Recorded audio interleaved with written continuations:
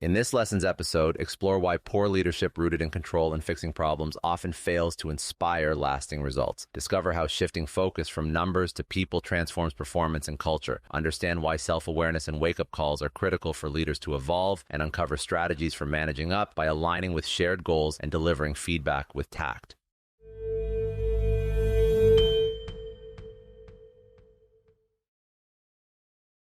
Let's discuss what bad or poor leadership is before we talk about what's good leadership. So people may be trying to understand if not everybody knows what the command and control structure is. So what is bad leadership?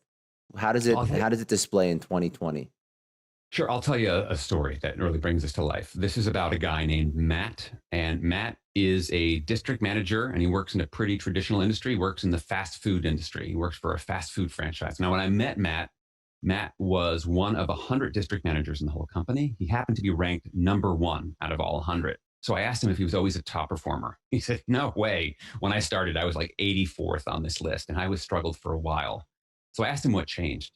And I think Matt's story is really indicative. So the way he described it is that when he started, he described himself as a fixer. He thought his job, I'm the district manager, and my job is to fix what's wrong and make sure things were working right, which seems like an honest enough thing to do. So every morning they would get a printed out report with their key performance metrics. They called it the hot list. And so he'd scan the hot list, and the first thing he'd do is look for what was in red, right? What wasn't measuring up. Then he'd go, as he called it, into firefighting mode. He would hustle from one store to the other, and he'd basically go around and say, this is wrong, you need to fix this. This is wrong, you have to fix this. Go do this, do this. And he was struggling, and he was doing this way for years. And he said, and I sucked. He said, I sucked it. Things were not getting better. I was working my tail off, and things were not getting better. And finally, he had a mentor. He said, look, Matt, people don't want a fixer. They want a leader. So Matt changed his approach. So instead of going in with the hot list and saying, you need to do this, he stopped and he went, okay. When he goes into stores now, he actually builds relationship with people. Hey, Scott, how are you? How was your weekend? What you're up to? And so he would listen and talk with you and ask you about that and build personal relationships with the people. Before, he had seen everyone as these employee worker bees, where he said literally people would turn over in the stores and he didn't even know their names coming and going. So disconnected from what was going on because he was so focused on the tactics of his hot list. So he'd start with that, build relationship. The next thing he'd do is pull out the hot list, but instead of saying, this is wrong, you need to fix this, he would show people the hot list and say, here's the data. What do you think we should do?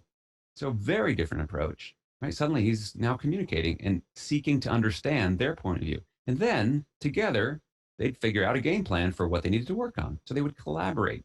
So he said the shift for him was, I stopped thinking about trying to make the numbers by focusing on the numbers. He said the shift for me was I started focusing on the people because surprise, surprise, it's the people who make the numbers. And he said the coolest part about all this, he said, when I was number 84, I worked so much harder and I was so much more stressed out then than I am, and I'm delivering number one results now. So not only are we delivering great results, we're having so much more fun. So I think Matt's story is a really good example of that shift from kind of old school, mediocre fixer mentality, I'm the superhero, to no, actually, you're facilitating the work of other people.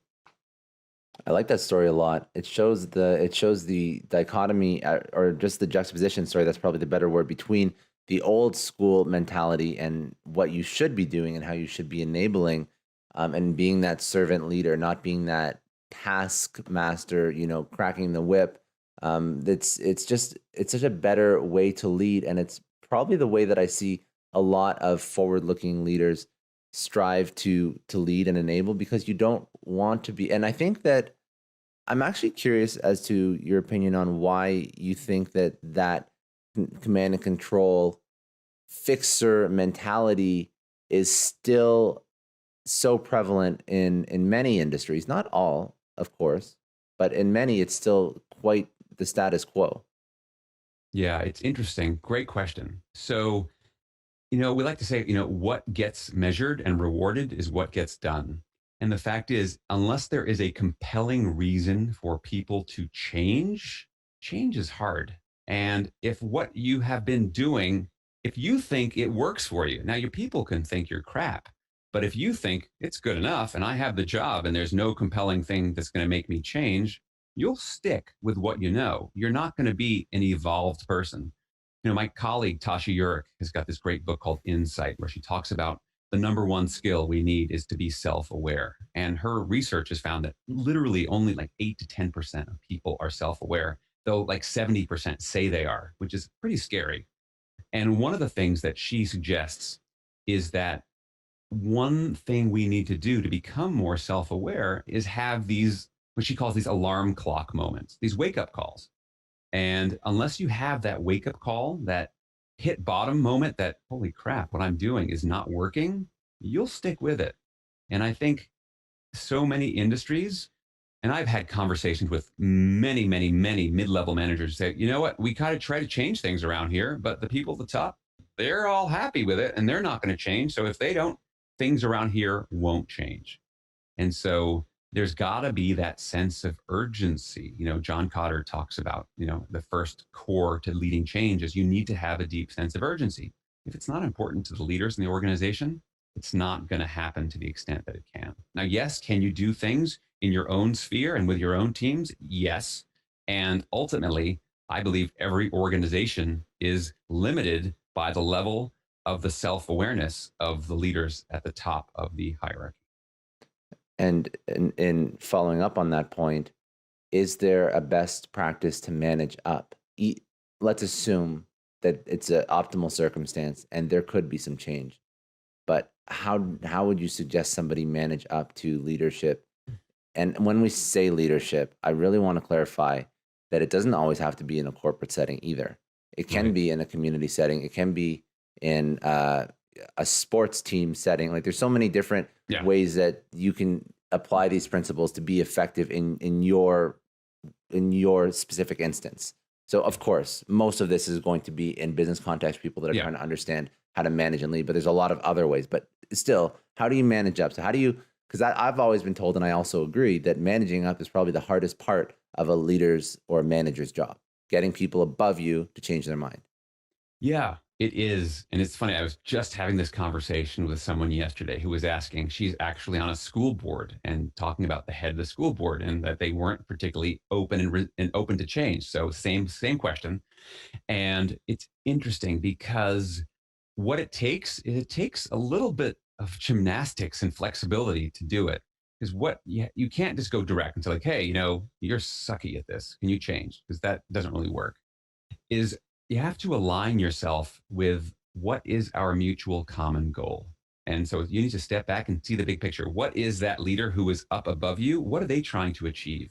So starting from that place and then figuring out how can you position and frame what you're going to tell them in light of this is going to help you help us to be better.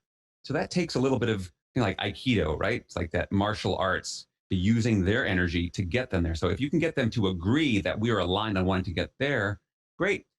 Would you be open to some feedback on some other alternatives and see if they're open to alternatives about how we could get there? And then they have now opened the door to see that the feedback is actually going to help them in some way. And then can you deliver feedback around, I think if we did things differently, this is all of those great political skills of how do you couch your message in a way that people can hear come into play, which is why I think what you're saying, this is why it's such a difficult thing to do, because it does take a level of tact and finesse to notice what's working. How do I have to slightly adjust and change my approach so that the person really hears me and that they know that I'm on their side?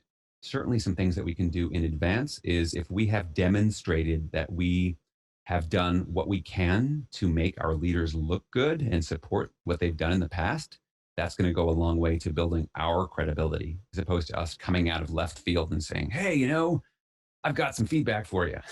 so that's why I think that there's an art to managing up.